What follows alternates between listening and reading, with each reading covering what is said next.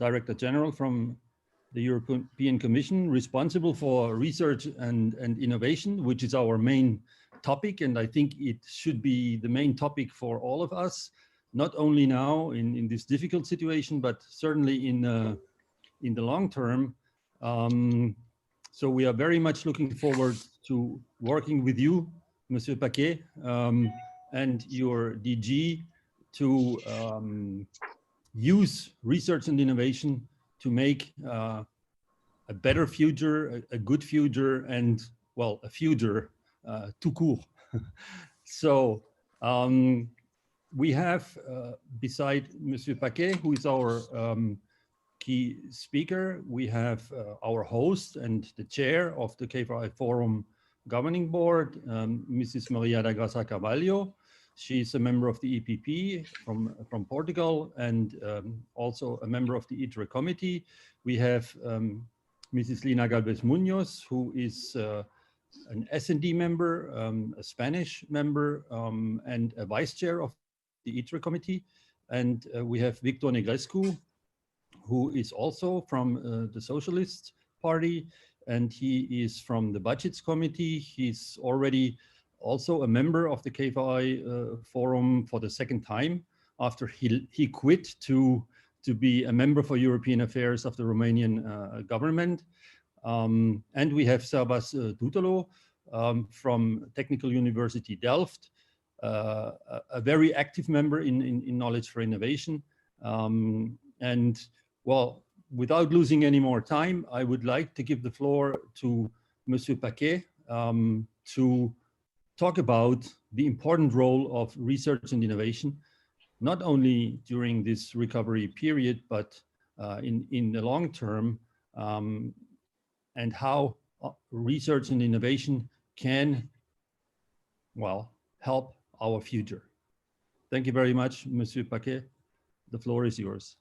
Roland, thank you so much for the invitation. Graça, thanks a lot for suggesting that I say a few words this morning. I'd be happy to indeed kick it off, but I would also be quite interested, Roland, to then be part of the discussion. I think I should start by saying that indeed research and innovation has been, I think, prominent in the COVID-19 pandemic. Science has really been driving public policy choices in all member states of the European Union, worldwide, obviously, very largely as well. And I think citizens have seen science, and this has not always been a comfortable place for scientists to be, as really a key actor of the management of the pandemic, driving also social behavior.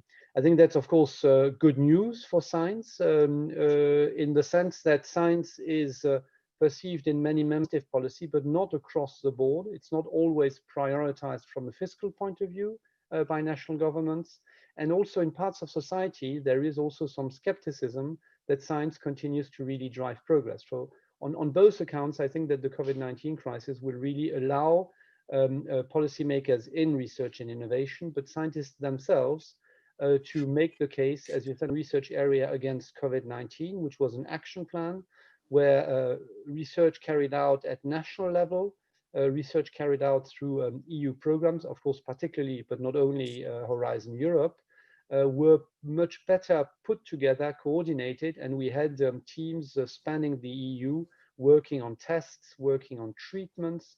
There's, of course, now a deal flow in the European Investment Bank, but also many vaccines being still developed in labs. All this is illustrating how impactful European research can be when member states and EU institutions and programs really team up together. So I also hope that as we move forward, we can build on that extremely positive experience, which of course is not unique, and which repeats many other partnerships, but not before to the same scale, with the same political visibility, and I would probably argue with that kind of impact. I mean, obviously, Europe is not alone. This is a much broader effort, and I would like here just to underline the highly successful drive of Europe, President von der Leyen, but Europe more generally, in organizing this international pledge to deal with treatment, tests, and vaccines, and we will, have no doubt, be beyond 10 billion euros when we complete the pledge in the next few weeks. So science has really been very central, and I think this probably in part also explains why European leaders, I mean, of course, Maria Gabriel, President von der Leyen, the College of Commissioners, have promoted research and innovation now quite centrally in the recovery package.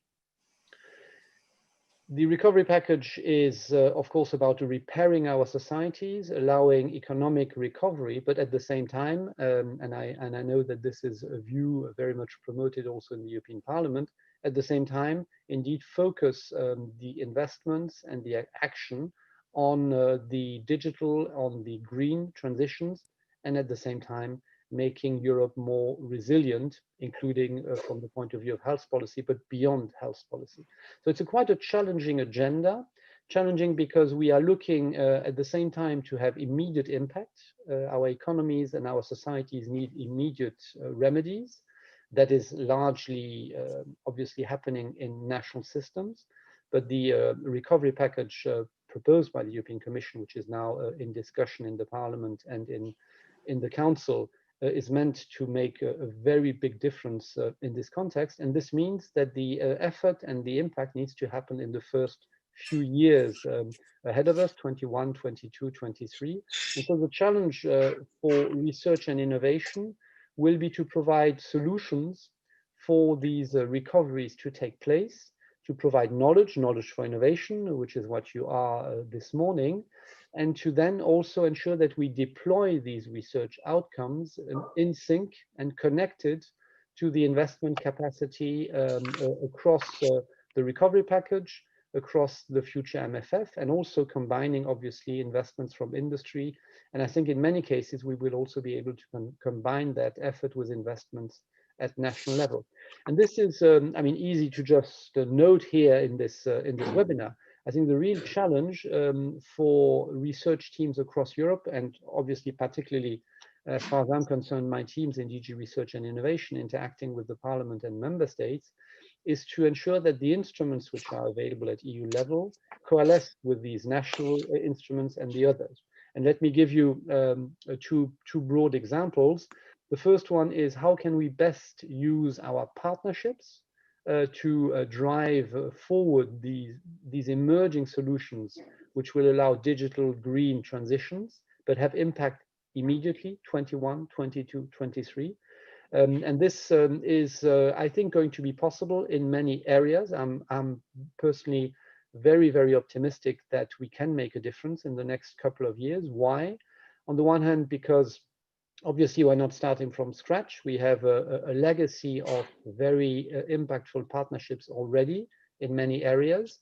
And we have been preparing together with the Parliament, which was so efficient in getting Horizon Europe broadly agreed with Council last year already. We have now had more than a year of very intense preparations in the Commission, but more importantly with our partners in Member States and in industry.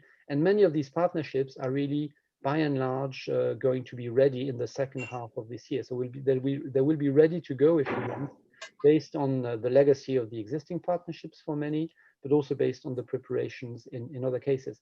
And so let me take the example of steel and aviation, and I think the car industry would certainly be a third example also, where investing into the green transition, so low carbon aviation, low carbon steel, electric, hydrogen for mobility, is going to be largely promoted in these partnerships. It will be the focus of the steel partnership and of the aviation partnership. And we will, I think, see already in the first years, but certainly during the 7 years of these partnerships, emerge the planes, which will be the low carbon planes of the 30s and of the 40s. I hope we will make a massive difference on hydrogen for all modes of transport. And I would argue, and this is what the industry tells us, that we should also be in a position in these first years to see emerge the first large-scale demonstrators, and there are different technologies available, which can make steel low and in some cases even decarbonized. So that's what we will want to do as an illustration in partnerships, but there are of course many, many other examples on biodiversity, for example, where the partnerships with member states will certainly make a lot of impact. And we will, in the context of the big upgrade of the Horizon Europe budget, I'm well aware, Graça, that the European Parliament is even more ambitious than the Commission has been traditionally and is now with the recovery package. But nevertheless, with this very significant increase, we will be able to really focus on those first years, particularly on the 4 areas which are promoted in the recovery package as priorities for the increase, which is health, of course, but also climate, energy, and transport, digital and industry, and the European Innovation Council. So expect a lot of action there. The second set of instruments, if you want, on Horizon Europe, where I hope we can be relevant and useful and impactful, again, in conjunction with regulation, other investment tools, is the missions, the Horizon Europe missions. They are all, I think, highly relevant in this context of recovery, repair, resilience, being green and digital. And the climate and the mission boards in climate adaptation, in oceans, but also for soils, cities, and cancer, are now finalizing their work. I know that the ITRE committee will welcome them in the next few days, and we'll have an exchange. And I'm very much looking forward to see this happen, because it's extremely important that the mission boards also get endorsement and that there is ownership in the European Parliament, because these missions are, as I always say a bit pointedly, they're not about research and innovation. They are about using research and innovation solutions to then drive the emergence of European public goods in these 5 areas. And what the mission boards now need to do is to define their specific objective. That will be no doubt the discussion in ITRE, but they will also want, and we are discussing it with them, in the delivery of that objective, cleaner oceans, less cancer, clean or climate neutral cities. They will tell you where they stand.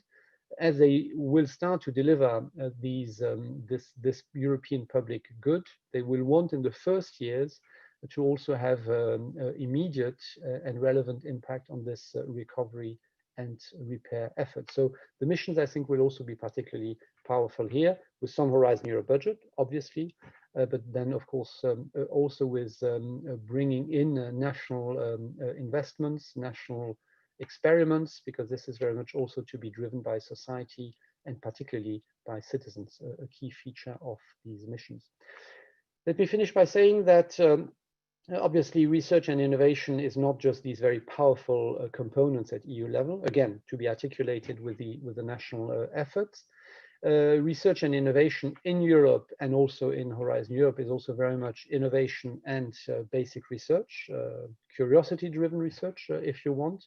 And as was the case for COVID-19, where the European Research Council has been able to, through its amazing portfolio of groundbreaking research, to impact very significantly in the knowledge on COVID-19.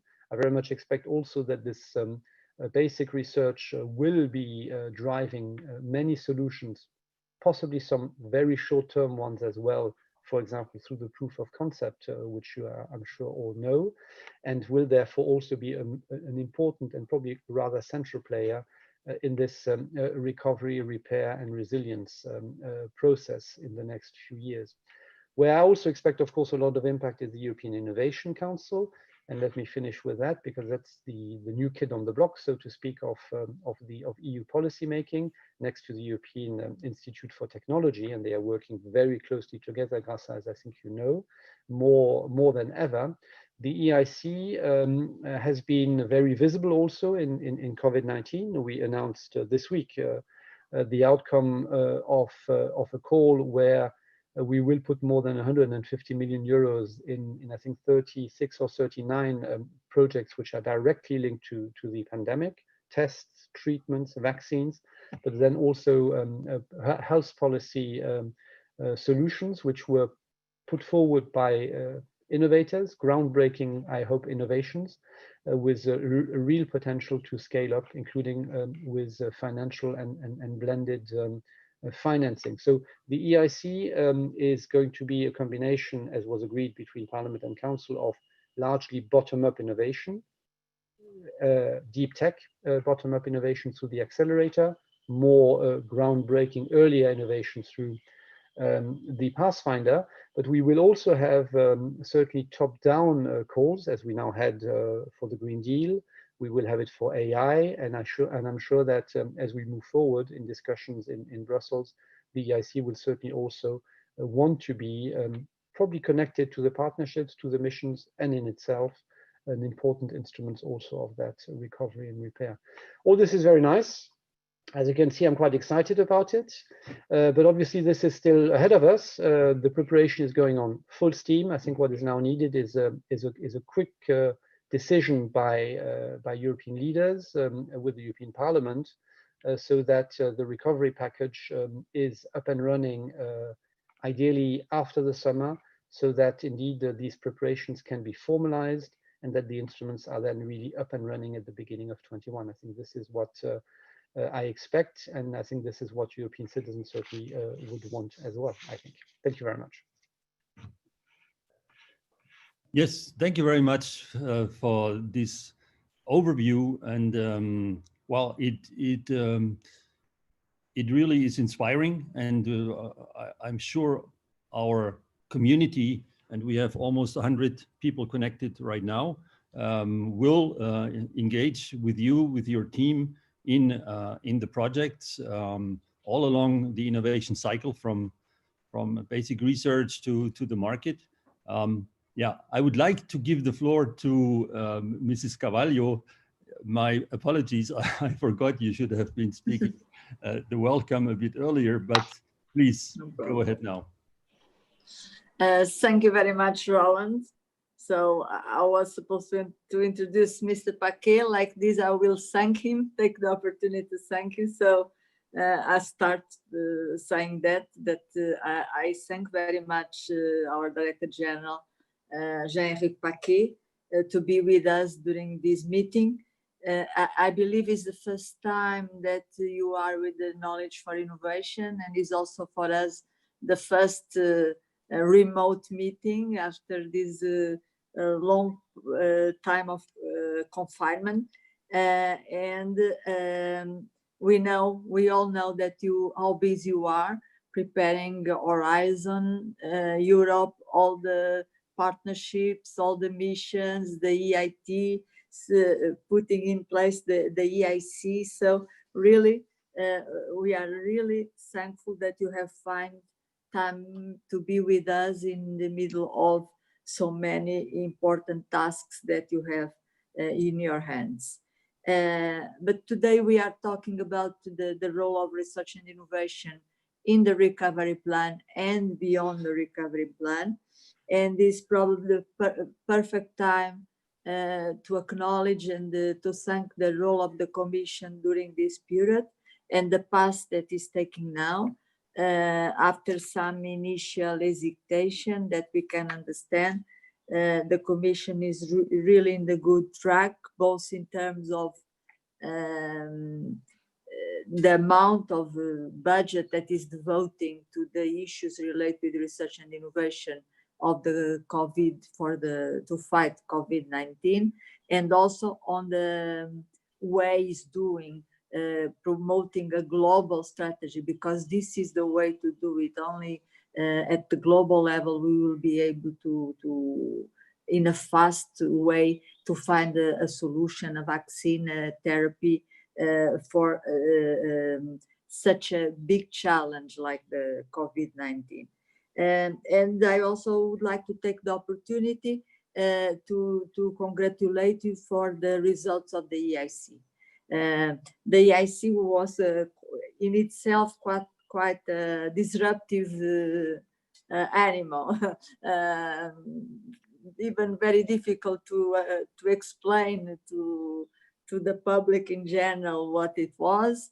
So it was really difficult to make it start, and you have managed to start and to be successful in a very short period of time. And the results that were announced on Monday, they are a proof of this. So is established and is very well accepted. And we can already say that is a big success. So good news so far for science and innovation, but we are here today to look at the future, and I would like to touch briefly 3 points. The first is the budget for Horizon Europe. We know that has been in this new revamped MFF an increase for Horizon Europe. It's better than before, but we were expecting more. We are talking of large sums for the package of recovery plan plus MFF. So in the middle of such large numbers, we were expecting more than around what is on the table, depend on the way you compare, is around 11 or 13 billion euros. So we are expecting more for Horizon Europe. I think that Horizon Europe has an important role to play, both on the greening, on the digitalization, and also on the continuation on the fight to fight coronavirus virus. And the amount that we have is not up to the challenge that they are requesting from you. When we look to the large projects that are mentioned in Horizon in the recovery plan, like the green hydrogen, and you starting looking where is the budget, the concrete budget available to put this project in place, the only budget that now you can identify for this large project is Horizon Europe. So it's not enough for so many ambitious projects that have been mentioned in the recovery plan. So you can count on the European Parliament to try even to increase more Horizon Europe. But in any case, and this is my second point, research and innovation has to be horizontal in the other parts of MFF and the recovery plan. It has to be in agriculture, in regional funds, and we have to have we need to have a way to coordinate with the member states, because the bulk of the money is in the member states. And if we want to put in place a large project in Europe, for example, again, in the green hydrogen, we need to coordinate with the member states to build the necessary infrastructures, the big demonstrations. They also need to allocate part of their money to these European ambitions, European projects that we want to put in place. But the center of that is research and innovation. So you, Mr. Paquet, you will have an important role on this. So this is my second point, research and innovation across the MFF and the recovery plan. And my last point is the general need for more coordination on research and innovation in all the topics, in all the areas, but mainly on health. We are convinced that we need to be better prepared for future crises like the present one. The president of the Commission has launched, and very well, a new program on health. We would also like to see research and innovation very present on this program.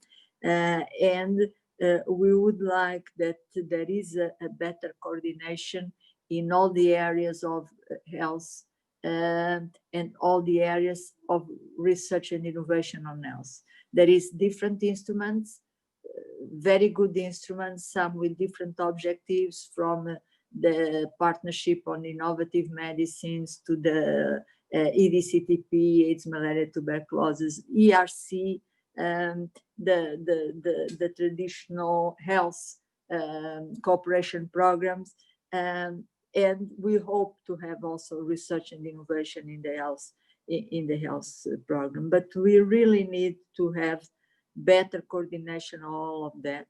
This has shown in this crisis was not as much a question of budget, but of fragmentation. I think that one of the reasons that we couldn't react before so fast as we would like, for example, in the Parliament, is because you really have a fragmented budget and a fragmented program. And this also talking only about European Commission, because we also need to link with the member states, especially when there are big challenge like the COVID-19. So we would like to see in the e-health program some way that we can pilot, that we can start coordinating better in terms of health research and health research data, that after you can absorb that still in Horizon Europe or in the future in the following framework program. This is very crucial to be better prepared from the crisis of the future. We know, and probably during the debate you could explain us a little bit, that your DG is already thinking about a kind of or partnership or something of this kind to prepare better for pandemics like the present one. So we really want to help you on that. We really want that the health program also contributes to that. We are now working very deeply on this, how to shape this health program. And we would like to work with you to have the best solutions for this coordination on health research. We hope that health at European level, we can have a better say on health. Member states finally have realized that we really need to have a better, more power at European level, health, at least in the health research. So this is the right occasion to go a step further with the better coordination between inside the Commission and with the member states to be better prepared. And it's not only pandemics. Take cancer is the same. We will go much faster. We can, if we can cooperate more, if we can join the data, if we can work together, all the excellent research centers on cancer research. So this is what I have to say. And I stop here because it's important also to give the word to our invitees and to the ones that are attending. There are, I think, plenty of questions for you. And like this, thanking again Mr. Paquet, I would like to ask Mr. Servaas Duterloo to give his address. Thank you very much. Thank you, Ms. Carvalho, for giving me the floor. I have just a few points to make. There are sort of small reflections on what I've seen in the recovery plan, and also reflections based from my perspective from a university running the EU funding collaborations of our university in the light of COVID-19 and what has happened at the university. And some of these reflections are like that universities did have a role before the crisis in field labs and collaborating with industry in field labs and in incubators with startups and very ambitious students. What happened in the crisis, and that is a real learning, is that students got together and they were building medical devices in 3 weeks, which took industry normally, globally, 3 years. They even took apart a medical device which they confiscated from a museum. They took it apart, and the museum was hesitant. The students took it apart and built a slightly better one, which is very frugal, easy to make, to tackle such a crisis. So the learning point there is that the failure rate, they worked in 3 different teams competing for that. Many universities have done this, and it allows for upscaling, and it's only an example of that. It can apply to many other sectors where you want to compete. The same goes for sectors like microelectronics, where it shows that due to the globalization, we are somewhat over-globalized for tackling this type of crisis. We need in Europe, and I hope that there's a big lesson, some industries that are just here. Face masks, for example, it took a long time to get that organized because they had to be shipped from everywhere. That's a lesson learned from universities. Another lesson is teaching, and this touches upon the digitalization. TU Delft has invested already when I started in 2012 in massive open online courses. And we have reached out to more than 2 million people worldwide. And that's a number of a couple of years ago. And teaching is already digitalized to some extent, but it can be far and far better. And it is an important aspect for Europe to catch up on that. Another point is that I would really recommend to revise the communication on the European industry strategy. Not all the lessons learned are in there. I've looked at it. It contains 46 items which are not prioritized in any way. And of course it is pre-COVID-19, this strategy, but it should be aligned to the recovery plan. And I think that is quite a priority to get that done. It is also a very good opportunity not to waste the good things of a crisis and see where we can accelerate with scale-ups. Mr. Paquet, you mentioned the car industry, but also aviation and steel. And of course, you cannot do that without giving people and communities opportunities to go for a just transition.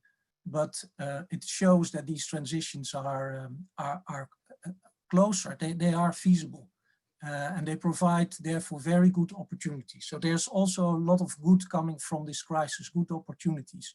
And I think Horizon Europe, and that's the point the Member of Parliament made, Mrs. Carvalho, is that the proportionality between Horizon Europe and the effort for recovery should maybe be better aligned. I very welcome the fact that you have the EU Health for EU, the 9.4 billion program mentioned, but it is still unclear at this stage to many, I think, what the overlap is with the original cluster in Horizon Europe for health. How do these interact? And of course, there are many good opportunities, I think, for synergy there. Another point is in my short expose is the need to look again at the achievements of Horizon 2020 and make sure that some of the blind spots that may now happen because of the focus on the crisis are not addressed. And again, that means, for example, in the field of a field of research on synthetic cell, The EU has put a tremendous effort in that. I think there are more than 40 ERC grants relevant to this field of synthetic cell research, bio-nanoscience, which can help many new innovations for industry. And what you see very often is that European industry often have a bit of a wait and see attitude towards the research. And it is now time, I think, for many to stop the wait and see attitude and join such a body of science that we have with synthetic cell researchers to collaborate. And there is an initiative in that field, and it has been communicated to your offices, Mr. Paquet, to do so. And it could really help drive also the Green Deal. Yeah. I even visited the lab involved. I know, I remember well. I was much impressed. Thank you, thank you. They are very keen to go forward with it. Yes, so I think this is more or less my short intervention, and perhaps you can reflect a bit on these points, but also certainly explain a bit what it says also in the program, that Horizon Europe will be reinforced, but I have not been able to see the financial implications of that explicitly in the proposal, while it says that it will be reinforced. Thank you.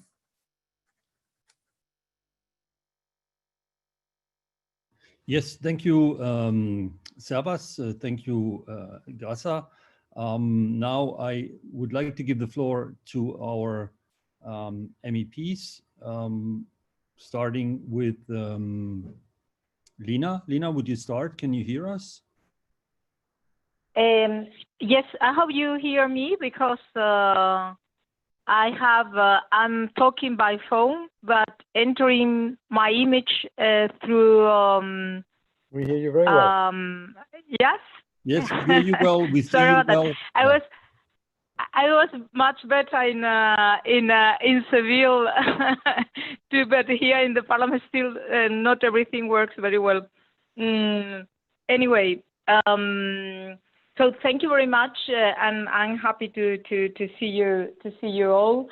I've been seeing Graça almost every week, because we have been dealing with EIT files. That is almost finished by now, but the rest I haven't seen for a long time. So I'm very happy to be back here. So I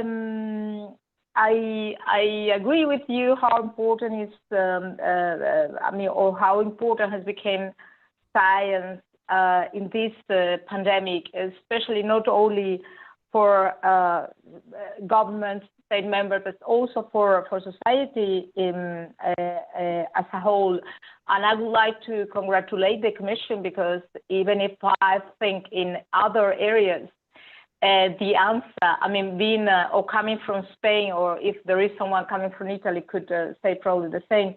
We haven't feel that the answer in other areas has been fast, but I have to say, and I've been saying that in every single place I've been talking about these weeks, I think in research and innovation, the answer has been quite fast. And so I would like to congratulate the Commission for that.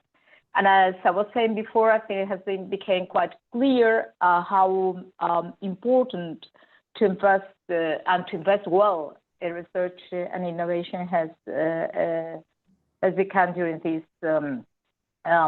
weeks and this pandemic. Just quoting your own figures, according to your data, your own report on the performance of the European Union in science, research and innovation for 2020, two-thirds of European Union productivity growth over the last decade has been driven by research and innovation. So that is something we really need to say as many times as possible, as it was said before, even to convince industry this is really time to invest in a more serious way, because we all know that even if we have done an enormous effort, we still we have still some problems we lag behind on research and innovation from other main regions as Korea, Japan, or United States. We are far from these digital leaders, but there are some inequalities that I'm still very worried about, and we really need to work for it, which is the polarization of labor market.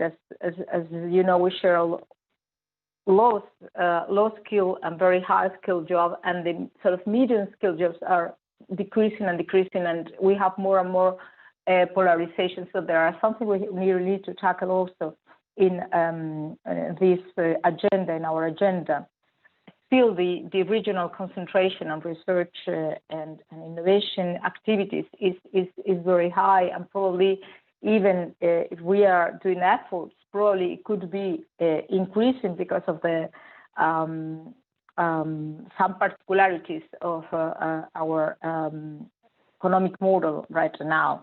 And also there are persistent gender gaps that obviously we try also to tackle, but we have to know this is important, because as I always like to say, talents are well spread or equally spread, but not opportunities. So if we are missing a lot of talents, we really have problems to be competitive and to be fair. I would like also to insist in just a couple of things. I don't want to take much time, because I know there are other people who need to talk. But I also agree that in the recovery plan, there is many times this how important is the research and innovation, but I don't see very clearly either the financial implications of that. There are few important programs that are also related, that it's not only Horizon, but are also related or linked to innovation, especially that will decrease compared to previous, in general, I mean, in all the budget will decrease. So some, except Horizon and Digital Europe, there will be other programs that, as I said, are very much linked to innovation that will be decreasing. So I still cannot really see that link between how it's set and the financial implications for that. So maybe if you could, Mr. Paquet, you could tell us a bit more on that. That will be great. And just to finish, very happy the missions are going on. As you know, I'm very fan of it, because I truly believe that we really need to make science that is useful to society, and also because society needs to know how useful it is to invest in research and innovation in order to support financially and fiscally these investments. So thank you very much for organizing this webinar. I'll be happy to keep talking whatever we have to discuss, and obviously to keep working from the ITRE committee to have this budget going up for research and innovation, because I truly believe we need it, and we need to convince society as well, although I think this crisis is good for that. How important is that their taxes are put on research and innovation. Thank you very much. Thank you very much, Lina. I would immediately like to pass the floor to Victor Negrescu for his contribution. Please, Victor.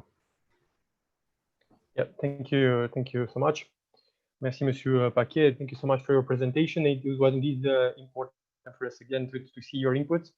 And of course, like you noticed, I think all the intervention was quite positive in supporting again the need for European action in terms of innovation. And this is, like, I think, a key element for us in the weeks to come, is that the one supporting, let's say, a European initiative in the field of innovation, the ones supporting, again, more actions being done in common. We all of us need to be united around, let's say, clear directions, clear objectives.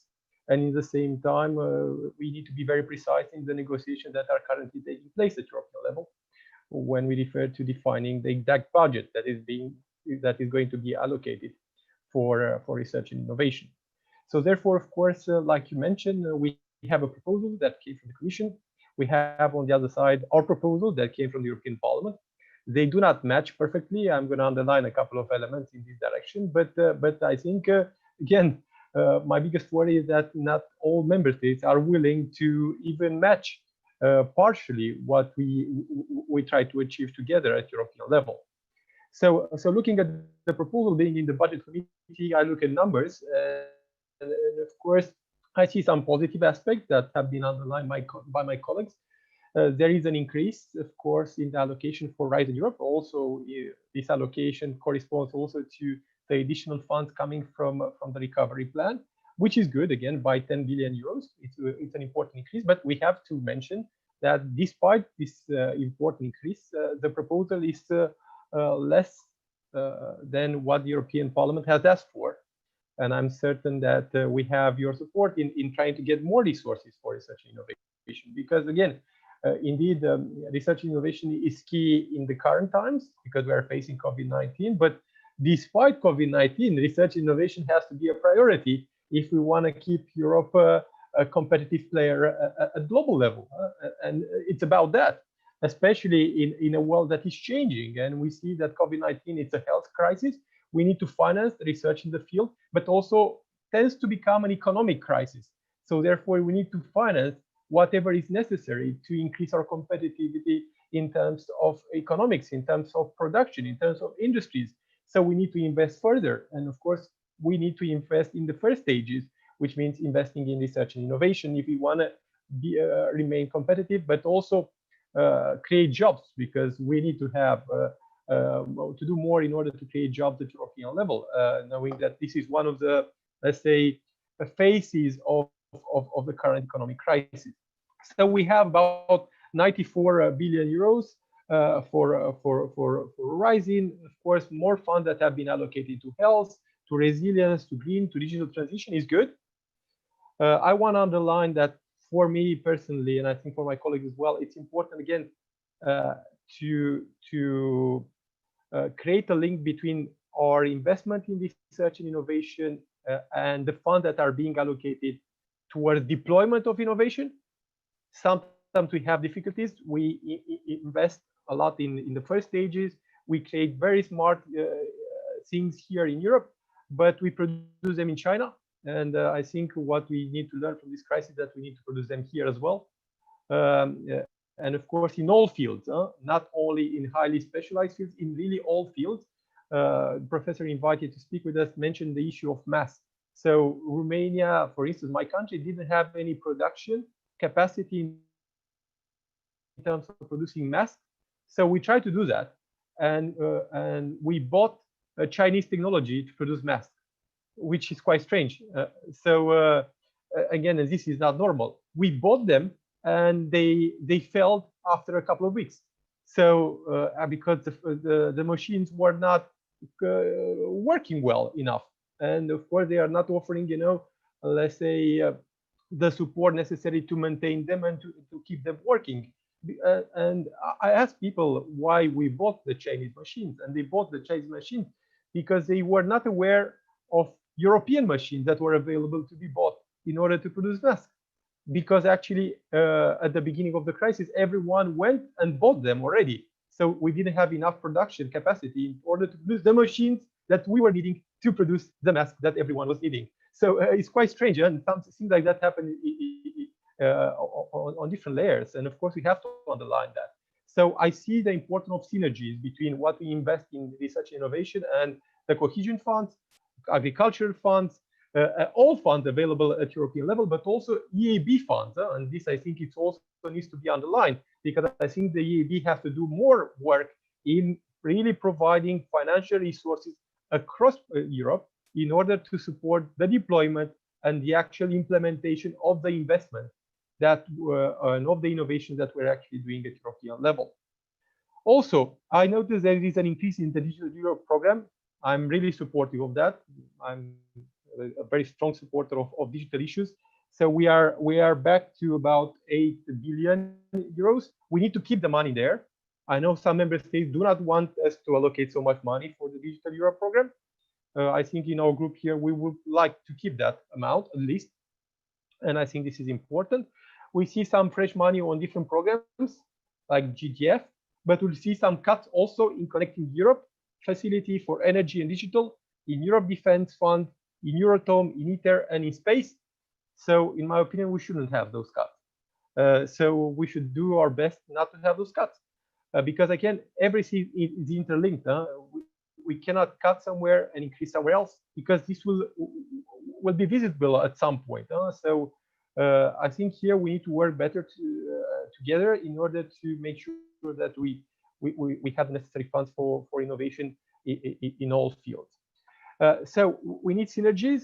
I also want to mention that we need innovation in different fields, because again, all fields need innovation currently. The professor invited here mentioned education. I'm myself a university professor as well. Yeah, it's quite unequal what is happening across Europe. Some schools and universities had the capacity to adapt fast, others didn't. And again, this inequality will cost in time. So I looked at the numbers provided by the Commission, and I noticed that only for education, the cost in terms of social infrastructure have increased by 60%, which means 15 billion euros more that we need to invest in education, only in education infrastructure, to be up to date to the current needs. And in total for social infrastructure, where we need innovation as well, we speak about 150 billion euros.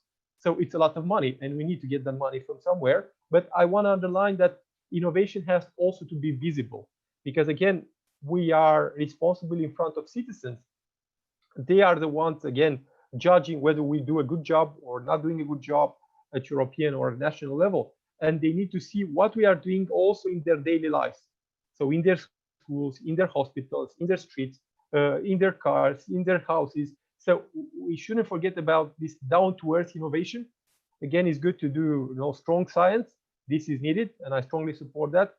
But we also need, again, to try to find solution also to invest in those goods, those types of innovation that are visible in our daily lives and that improve our lives. And like, for instance, we have a lot of discussions about the software that is going to track COVID-19 across Europe. We have different tools that have been developed in member states. But yeah, everyone is discussing about that, but we don't see what is Europe doing actually. We see different silos across Europe. So just to mention, what are the discussions actually on this topic. But coming back, so we need in different fields, but we also need cross-topic and intervention in terms of innovation and research. And I think this is also important. So across policies, across fields, and across committees also in the European Parliament, we need to put innovation there everywhere. In the committees where I'm involved, I'm doing that, and a lot of colleagues are doing that as well. We need innovation in culture, we need innovation in education, we need innovation on youth, we need innovation in agriculture, and we need it everywhere. And just the last point, I think there is a huge potential at European level, and here I think everyone agrees. And I think the next step is to make this potential being visible and put this, let's say, added value that exists in each member state together. I think this is the most difficult task, and we need to do that faster today because we are pressured by the current context. So thank you again for your intervention and your inputs, and you have in us, it seems, a strong support. Thank you. Thank you very much, Victor, for this very comprehensive insight into what the needs are what we do, but even more what we need to do more in the future. Now, we are almost at the end of our time, so I cannot do anything else but give the floor back to Jean-Eric Paquet. There are many points raised. I leave it up to you which ones you want to take up and make your final points, please.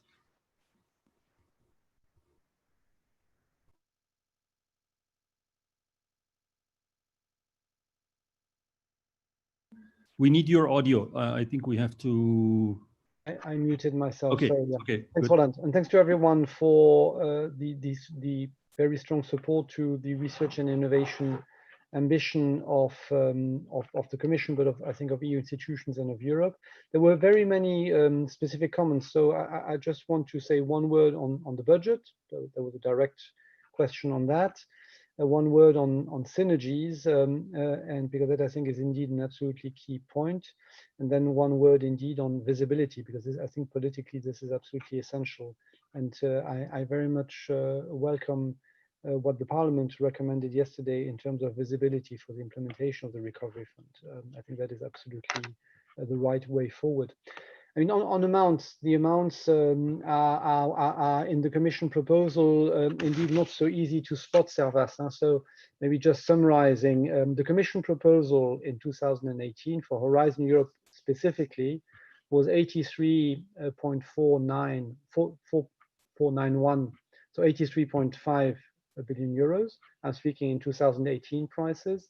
If you convert that in current prices, as we also do, this is 94.1. That's what we proposed.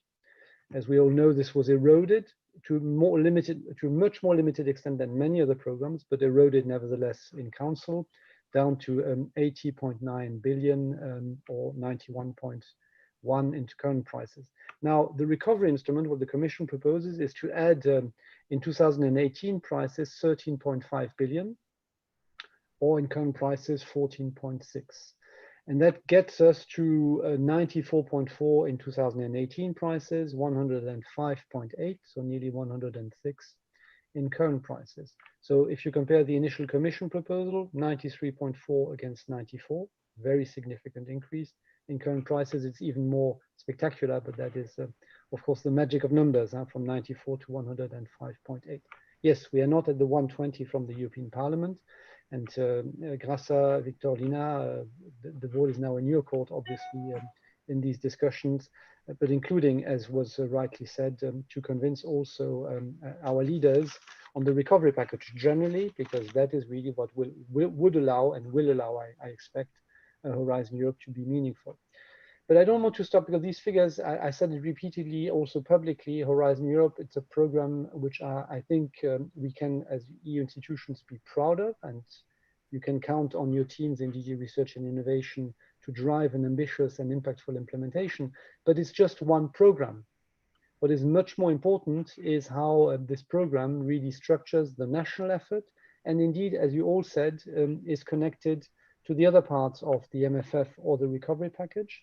So the synergies and links with the other programs is going to be key. I would like to underline particularly health. Graça, you mentioned the health program.